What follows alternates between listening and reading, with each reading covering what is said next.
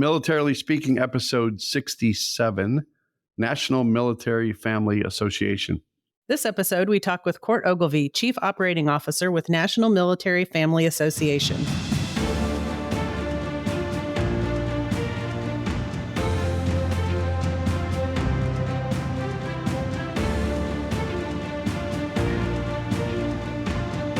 Welcome to Militarily Speaking, brought to you by Armed Forces Bank. This is Tom McLean and Jodi Vickery. I am the Regional Military Executive for Armed Forces Bank, and Jodi, who will soon be celebrating her 4th anniversary with the company, is the Executive Vice President, Director of Consumer Banking.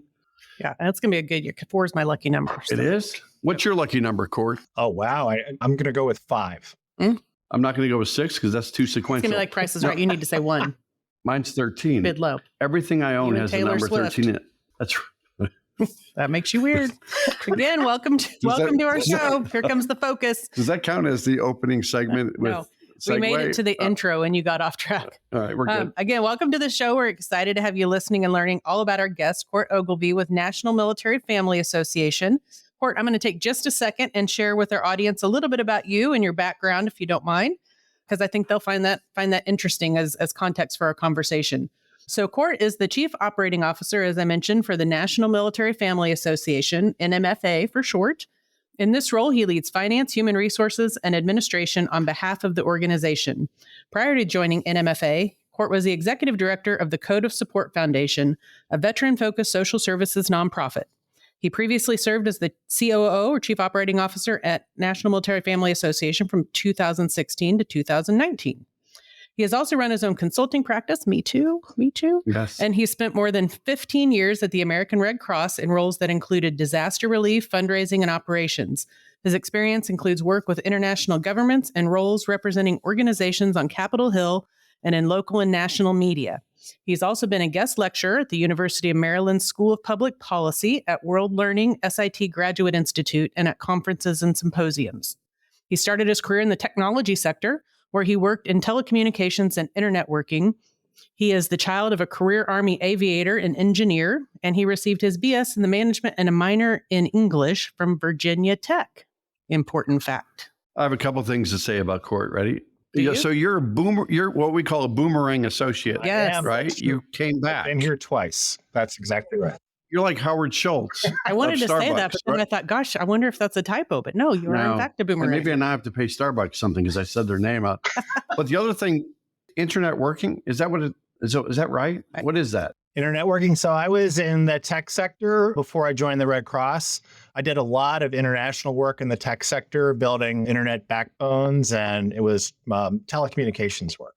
So a little bit of a switch from what I'm doing now. Very cool. Yeah, but it sounds like you found your niche. But you also said you owned a consulting company, right? I He did. owned one. I did too. Oh. Effective podcast hosting. That is not true. No.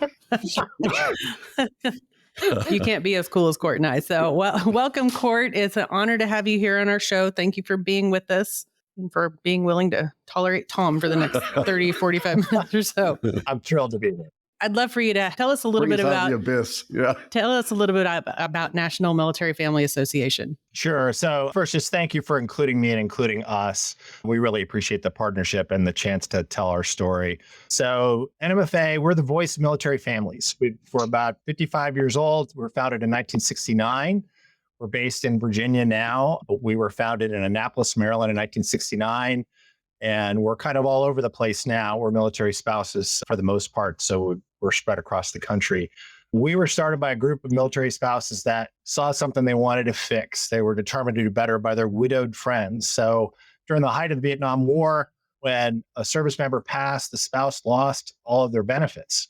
And that seemed wrong to us. And so we worked very hard to establish the survivor benefit plan so that benefits could continue when a service member passed away. And remember, this is an era during the height of the Vietnam War when women couldn't take out a credit card or open a bank account. Yeah. And so if a service member passed, then there was a lot they needed to be able to do that they just couldn't. Like if you needed to get home, what do you do? And so that's really where our founders were motivated. And they really wanted their peers to be as okay as possible when the worst happened. And really, that's a tradition that we strive to honor today. Our roots are in advocacy. We spent the first 30 years in advocacy, and then we launched our camp program and our scholarship program, Operation Purple Camp, and the Joanne Holbrook Patton Military Spouse Scholarship Program about 20 years ago as companion programs. We did that because that's what spouses told us they needed. And we're always looking to move into gaps in programming to try to fill gaps, to try to find what's missing. It's a good solid backbone. I remember a previous guest. Remember Love Lives On? Does that ring a bell with you? There's an organization that was trying to get legislation about survivor benefits. Yeah. Court, you may or may not know this, but we are founding members of the Military Spouse Employment Partnership, as military MSEP for short, if we're going to go with acronyms. And we're trying to lean into spouse employment, transition services for service members, helping them be successful in their careers. You have scholarship programs, the recertification programs that you have, the childcare resources, helping military spouses have their own independent career aspirations. So talk about those programs. It's almost like you've zoned in on a couple of areas, like you mentioned earlier during the introduction and what you said too about areas where your focus and advocacy are doing the most good. And talk about the military spouse side of the house. Sure. So first, thanks for what you're doing through MSEP. I mean, it's an incredibly important partnership for us. For the sector, it's making a huge difference. And as you noted, spouse unemployment or spouse employment, to come at it from the other direction, is a huge challenge. And really, what we need to do, I think, as a country is move the numbers in like the hundreds of thousands. And that's what we're starting to do and starting to see. And NMFA has a role there for sure. So we have a spouse scholarship program, and that program is designed, quite obviously, based on the name, to help military spouses further their careers, to pursue certifications, to get time in clinical practice, pretty much everything they need to propel their careers forward. And I think the numbers tell the story. I mean, military spouse unemployment is really high, 21%.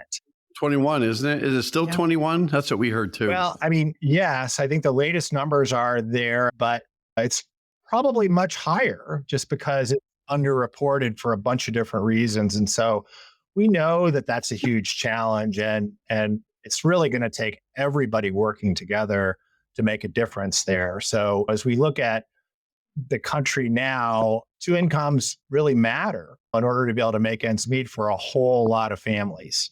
For a big group of families, that is a huge difference maker. And so we're really wanting to be a part of the solution for that, both through spouse employment, through scholarships, but also supporting military spouses in pursuing employment. One good example of what I'm talking about is, you mentioned that I'd been at NMFA once before. When I came to NMFA in 2016, I used to see resumes for jobs, and candidly, I wasn't really sure what to make of them. They would be someone who had a degree from a really competitive school who then maybe volunteered for a while, and then maybe there was a gap, and then they worked at a big accounting firm, and then they did something else. And I thought, I don't know what to make of this. And it was translated for me by people with much more experience and visibility in our workforce who explained that this is what a military spouse has to deal with all the time, because they're being moved around.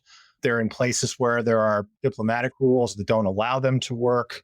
There are childcare challenges. There are a lot of things that are really working against them. And it's just really, we don't think people should have to, it shouldn't cost more to serve, is how I would put that. It shouldn't be this hard. And so we really want to be a part of the solution, and we welcome your partnership. And we know there are a lot of organizations across the sector that are focused on this, and it's going to take every one of us. There's way more need than there are organizations like ours that are focused this way. And it's something that we really need to do a better job of as a sector. I agree. And I think as our listeners hear that message, and we as an organization at Armed Forces Bank, when we have 80% of our workforce that has a military connection, if you will, a lot of them are spouses, we know that they're going to be here 2 or 3 years, then they're going to go to their next duty station through PCSing. But from building a resume standpoint, you would call most people, you'd say, wow, they're a job hopper. Mm-hmm. But in the world of you, Court, understanding the nature of the lifestyle and what the military spouses have to endure, if anything, they're getting better skills because they're getting more exposure to different opportunities as they go either CONUS or they go international. They're building that resume, but employers have to give them the opportunity to work there. And that's the message, is we've got to employ more, bring them back into the workforce where they can contribute as well as they do. Yeah, I think that that's definitely true. And I also think that underemployment is a real challenge.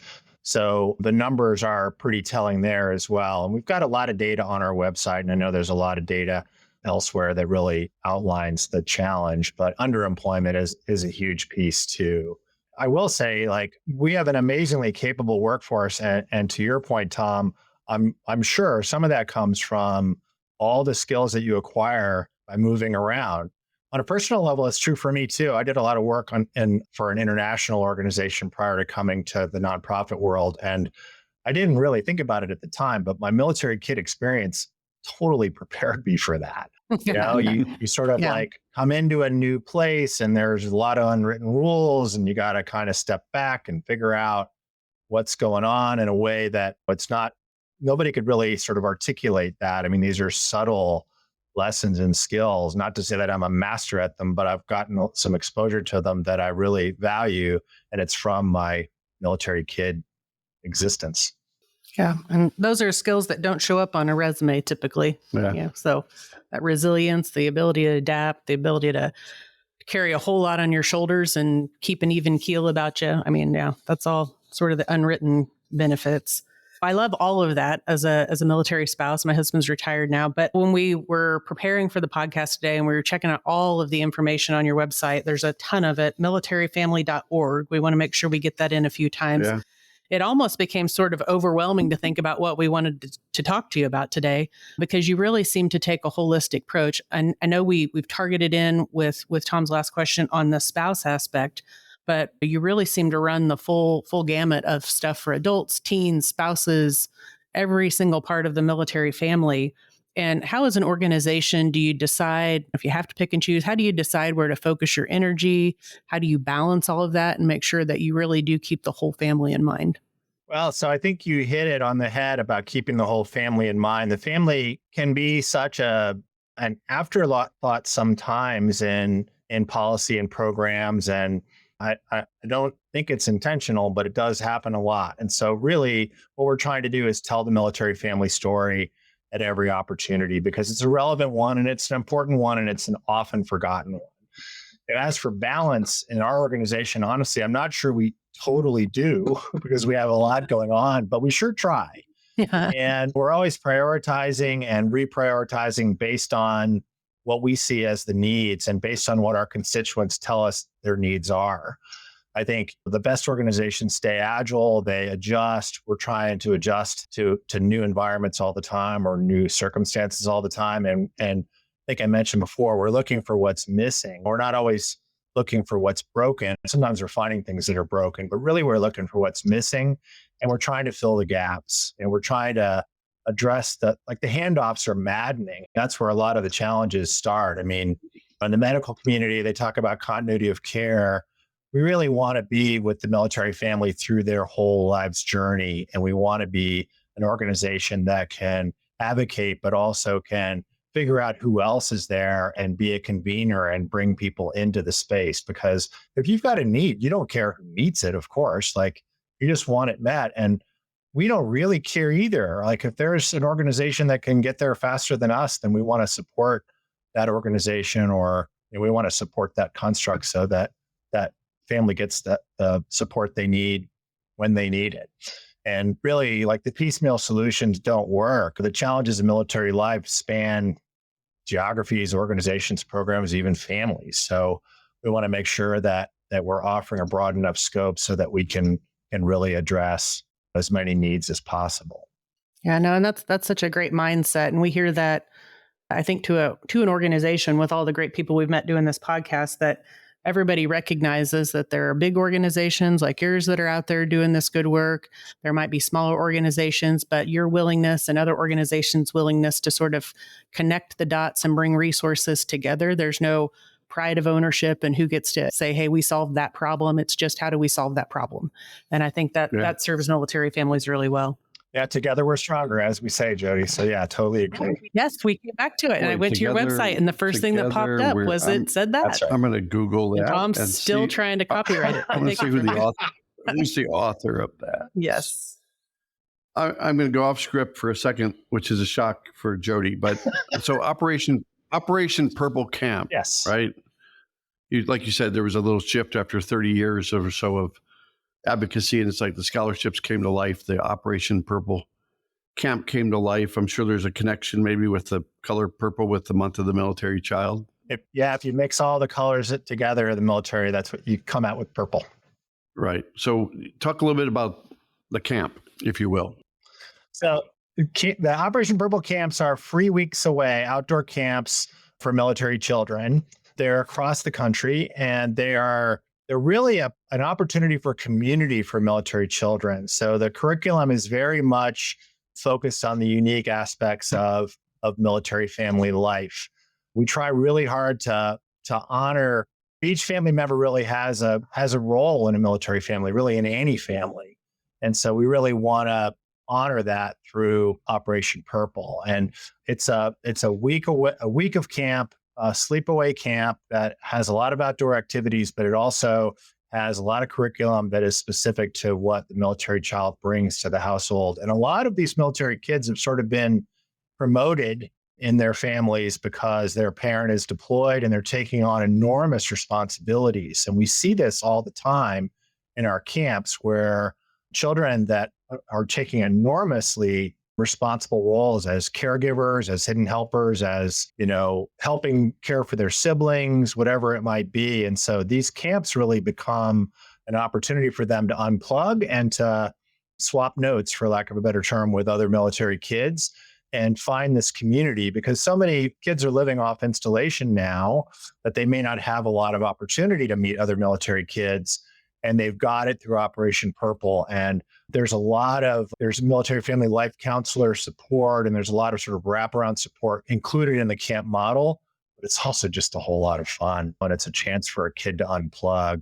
And then there's another benefit, and that is the parent gets a chance to catch up on something probably too. So it's more than just a week away. It's also a chance for everybody to reset. And the parents have community too. The drop-off day and the pick-off day are quite extraordinary to see.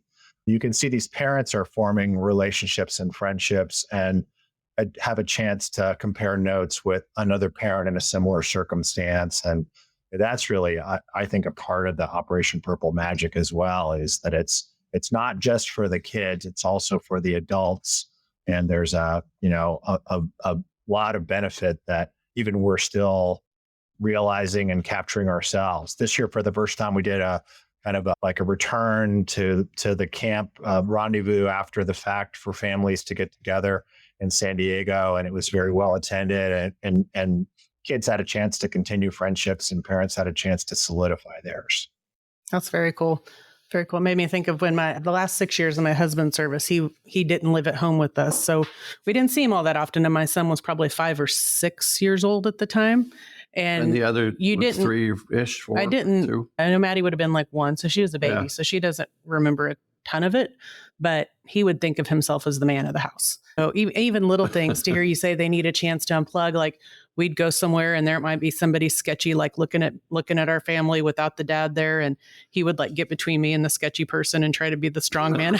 I'm like, dude, you're not stopping anybody. Let's be clear. Yeah. But I love the courage there, bud. But you don't realize in the moment how much they probably do take on to their little shoulders. So absolutely. It's amazing. And that's our future force too. Like the number of children from military families, I saw the stats recently. I think it's over 50% of teens from military families plan to serve. And in the general population, it's less than 1%. It's like 0.6%. Yeah, that makes sense. You hear about there's families and generations of service. That's not at all uncommon. Yeah. So, I mean, that's our future fighting for. I mean, there's bunches of reasons to be invested in teens, but that's another one for sure. More brand ambassadors out there with the kids that could promote it to the general population in their circles and their schools, right? Is that if they've walked in it, they can share the stories about it too. But everybody can find out about Operation Purple on www.militaryfamily.org, right? There's more information out there for our audience. That's right. There's quite a bit. There's everything you need to know about how to apply, when it happens, what the criteria are, all of those things. You've got a lot of ways, almost a plethora of ways for people to give to the organization, right? There are so many options that a person or company would be hard-pressed to not figure out a way to participate. So at least you open the doors for opportunities in different ways, whether it's a financial or volunteer or other ways to give to your organization. Why are there so many, and why are you so creative about it? And we'll give you all the credit as Chief Operating Officer that put all those things in place for them. But you better take the credit, Court, because if not, Tom's going to figure out a way to take the credit. Good call. You know why? Because together we're stronger. You know? So, oh my gosh. This Court stays till the end of this. It's going to be a miracle.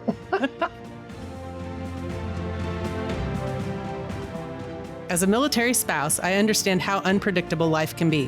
Whether it's a PCS move or just everyday expenses, money can be tight. That's why it's so important to have a checking account that works for you. Armed Forces Bank offers our Access Freedom checking accounts designed with military families in mind. If you're looking for no monthly fees, early military pay, and no fee access to over 38,000 ATMs nationwide, we've got you covered. Plus, with our user-friendly mobile app, managing your money is a breeze, no matter where you're stationed. And with about 75% of our team affiliated with the military, Armed Forces Bank really understands the challenges faced by the military and their families. We've been supporting military families for over 100 years, so you know we'll always have your back. If you're ready for a checking account that's as flexible as you are, head over to afbank.com or visit a branch near you.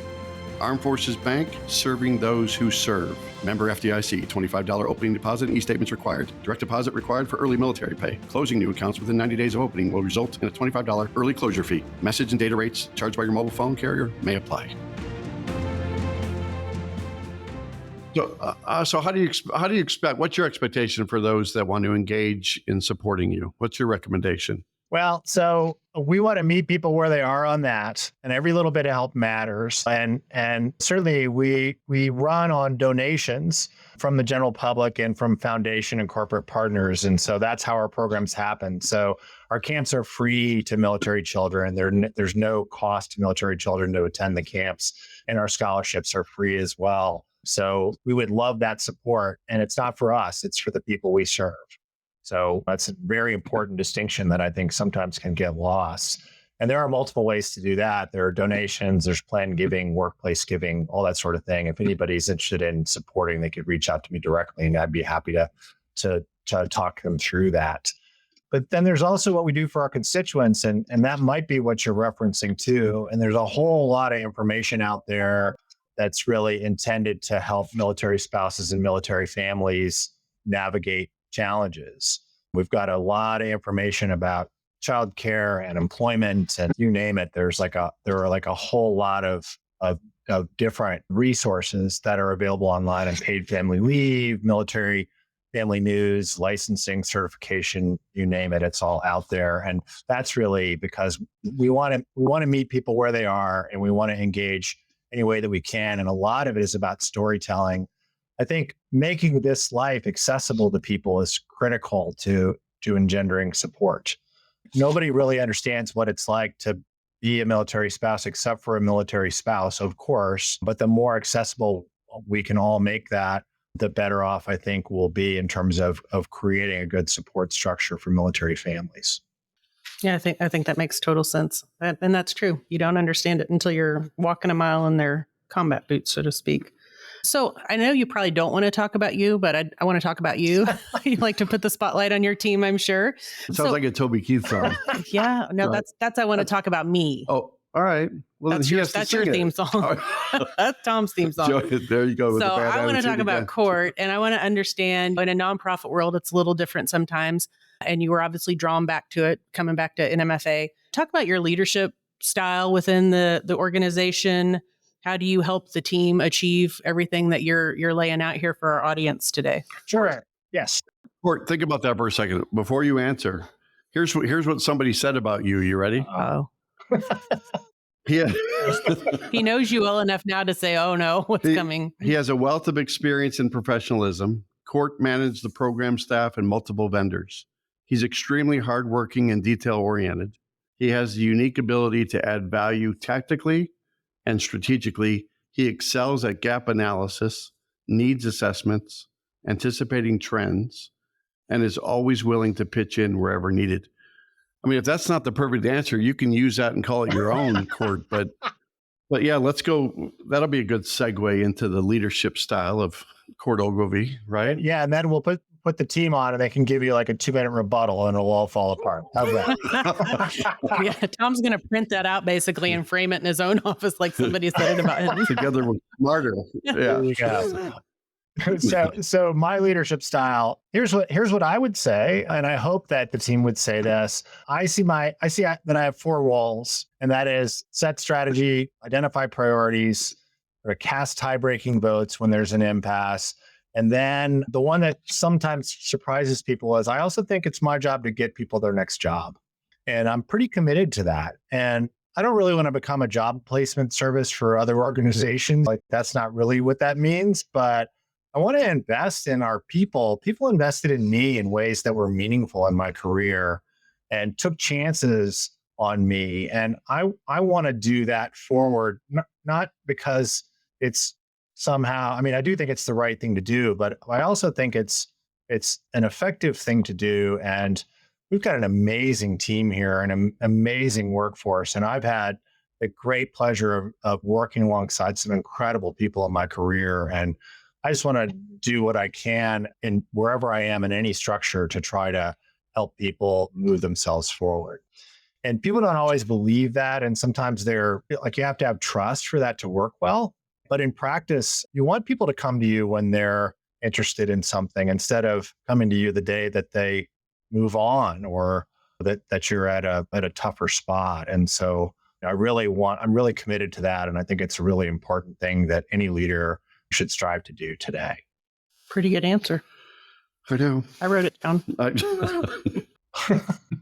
So we've circled around this topic about teens and the whole family and keeping it cohesive throughout that journey. But I noticed just in your website, because like you said, there's probably a lot of white papers, a lot of research, a lot of resources that are on your website. But there's been a lot of research, it seems, in the past few years on military teens.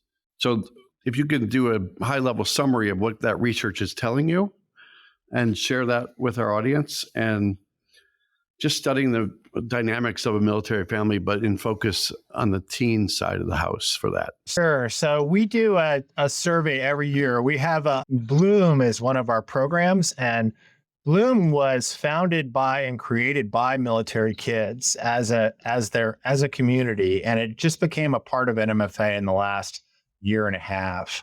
They've been sort of like loosely affiliated with us, but now they're a part of us. And these are some amazing, I don't even want to say future leaders. They're leaders now. They're really remarkable kids doing this, remarkable teenage kids doing this work. And they've created this community, and they have generated a lot of good, helpful information about the military teen experience and what's unique about it. And we've talked about some of that already in this conversation, but there are some unique things. I mean, I think on some level, people, I think, can make the case quite aptly that teens are teens are teens. And I guess that's kind of sort of true, but there are some pressures that military teens deal with and some circumstances that are different.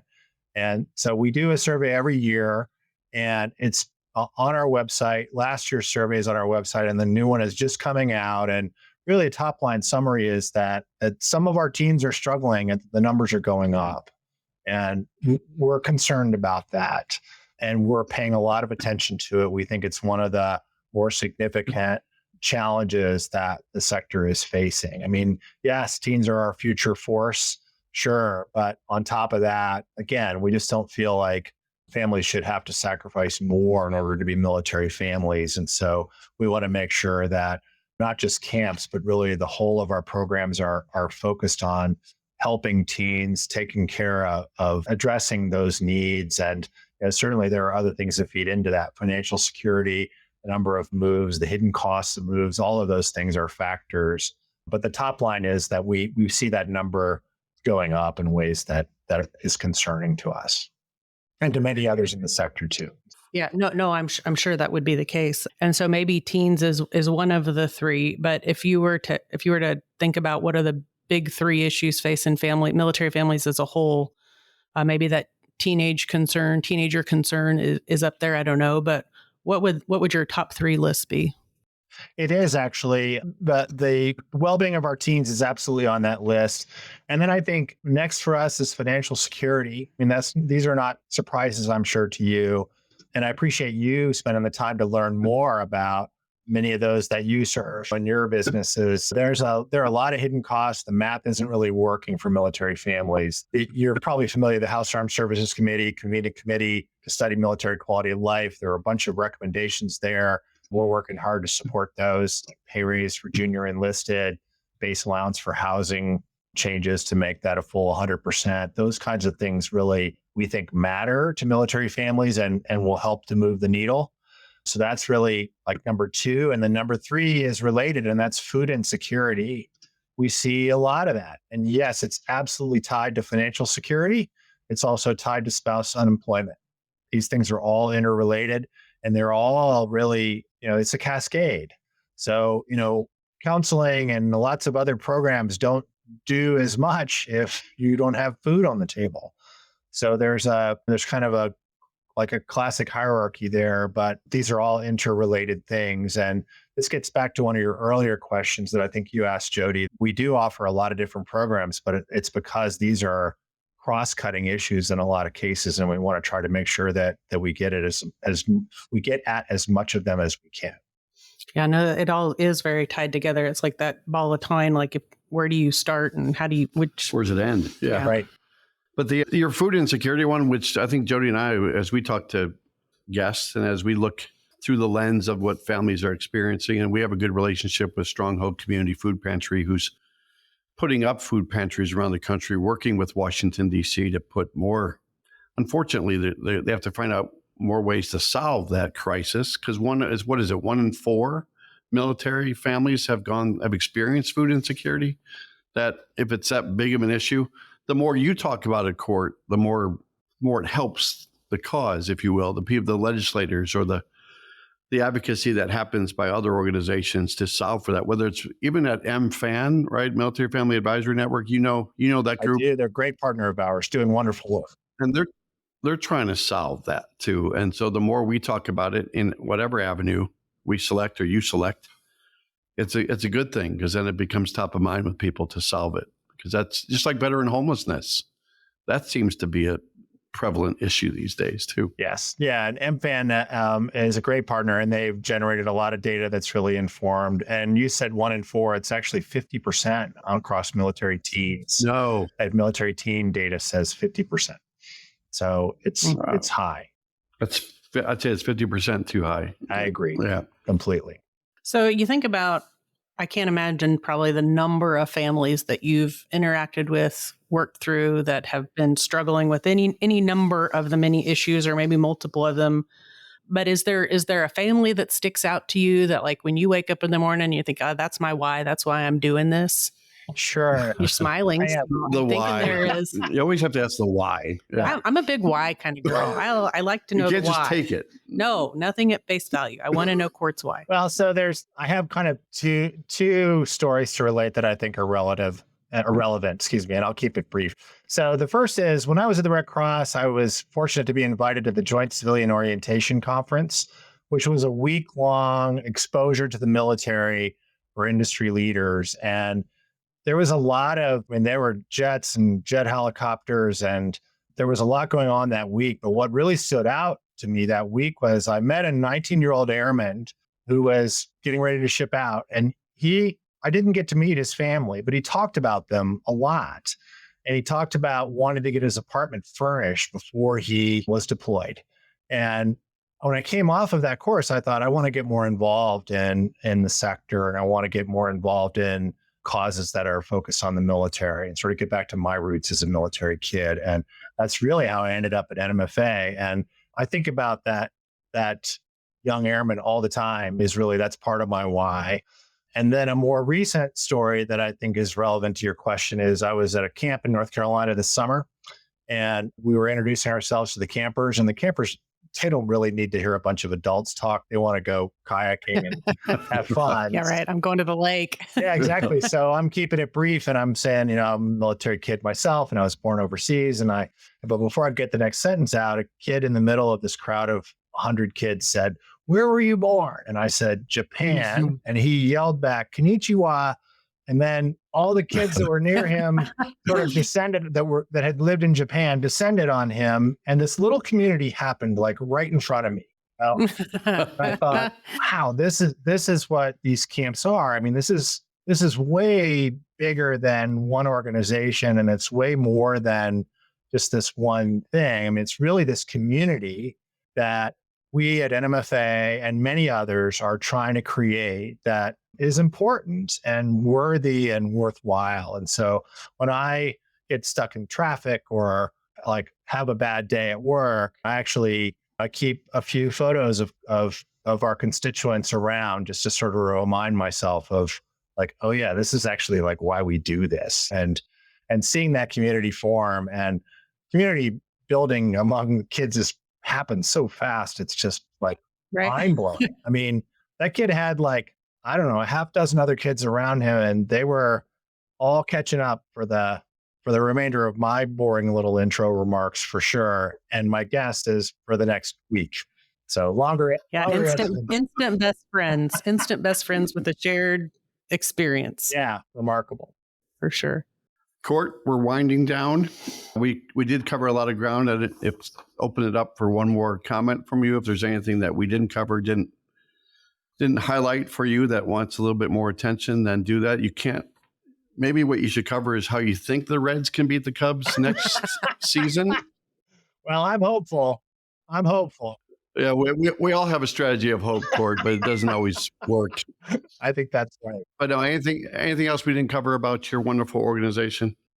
I really just want to thank you. I want to thank you for the opportunity to tell our story. And like I said, together we're stronger is not a tagline for us. I mean, we really want to work across the sector, and we just appreciate the chance to tell our story. And we're really grateful that you all and a lot of organizations are saying, what about the families? That it's not an afterthought, that it's an important part of the equation here. And I just appreciate that you're bringing attention to really important issues. They are very, very important. And we're thankful that you were here and able to share that with us today. But we aren't going to let you run away quite yet. Is it time for it's time to play the Military Minute. Oh no! So he's listened to an episode, so he knows what's coming. Right? No, he didn't go to the end of it. That's the problem. Yeah. He's talking about I'm sure he did. He probably listened to it 3 times. So Military Minute is a lovely little game that we like to play. At least Tom and I like to play it. And so last podcast, we had somebody on that was from Operation Deploy Your Dress. ODYD. Yeah. And so in the spirit of that, our trivia question for our audience was about military balls. And so it was, in what year did the military ball originate? Oh, wow. And so you can Court, wager, I guess. Yeah, Court. We won't leave you hanging. It's an open game here. What do you think? Oh, wow. You have one in 2024 guesses. It happened AD. I think the staff would be like, our team would be laughing right now because I'm like the worst military culture expert on the planet. So I don't think anybody but Tom knew the answer to this, to be fair. I want to hear a guess. I'm going to guess 1919. Whoa. Is that close? Well, you were 24 years off. Okay, I was not close. My math is super hard in my head. Well, you were closer than if you'd said 2000. So remember we heard military balls were adult proms. They are. Yeah, I've been to lots of them. Yeah. Yeah, and you stress and you diet. And then you take a picture. The next year you take a picture. Then you put the picture behind it. So the right answer, Tom, focus, is 1895. So if you are in our audience and when that podcast dropped, you put 1895 in the comments like the smarty pants that you are. Watch for your name to drop, and you could have been selected to win $50 for yourself and $50 for a charity of your choice. Just for the record, Court started the answer with 18. I know. I did. was like excited for a second. I thought he was going to I say know. 18 He had a something. 1 in 99 shot at that Something point. But yeah, I bet $1, Bob. So this week's Military Minute, you totally can't answer this. I know you're going to know the answer. And if you don't, it would be kind of weird. But so for our audience. well, he'll have to ask his team about the answer. So the Court's going to know this all by himself. All right, let's go. So don't give the answer away, though. What is the name of the university and the mascot for the university where Court graduated with a Bachelor in Science? We said it maybe in the intro, so Kind of. I mean, hit we the said back button yeah. and see if you can find the answer. So if you're smart and you listened to the beginning and you paid attention, you can drop your answer in the comments, and you too could be selected at our next drawing for $50 for you and $50 to a charity of your choice. The only way this question is going to work is if what I found out about Court, about his university, is true. Well, it's in the intro, so I hope it's true. I know. But that's what they're going to have to. And he provided the bio. But that's what they're going to have. See, they're going to have to figure that out, though, right? The love. Oh my gosh, Court. So I'm speechless. Yeah, same. Welcome to my everyday. I want to say your website one more time for our audience, and then we'll close it out. It's militaryfamily.org. That's us. Excellent. We'd love to see you there. Thank you, Court. Thank you very much. If you enjoyed today's episode, I think Jodi did, go out to afbank.com and subscribe to the show. Also, make sure to rate us, leave us a comment on your favorite podcast platform, such as Apple Podcasts or Spotify. And Court, we are on YouTube as well. So you can find us anywhere, everywhere. Tom thinks he's famous. And you know what? Together, we're stronger. Next time you see Tom, he's going to have a t-shirt that says that. Together, we're stronger. Hashtag. That's how I'll be able to find you. Yeah, and on the back, I'm sure it'll say something like thought leader. Anyway, it was a pleasure to meet you, Court. And nice job. Very well done. Thank you very much for joining us today. Thanks so much for taking the time. I appreciate it. All right. Thank you. Bye. Cheers.